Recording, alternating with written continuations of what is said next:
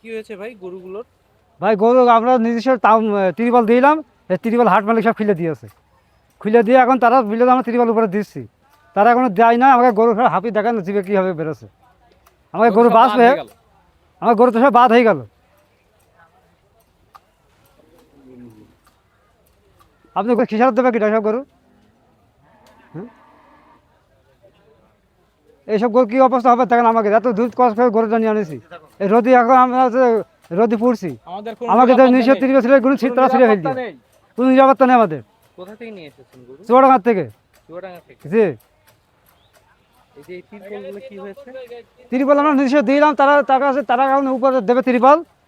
কাছে তিরপাল আমরা দিয়ে দেবো উপরে, দিয়ে এরা টাকা নেবে এখন। আমরা টাকা দিতে পারবো না।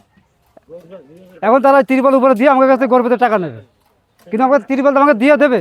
গরু তো এখন মাছ যাচ্ছে, তিরপাল যাচ্ছে না, আমাকে গরু মাছ যাচ্ছে, আমাকে নিজস্ব তিরপাল ছিঁড়ে ফেলছে। কি অবস্থা দেখেন, দিতেছে না। গরুগুলোর কি অবস্থা আগলা গায়ে রেখে।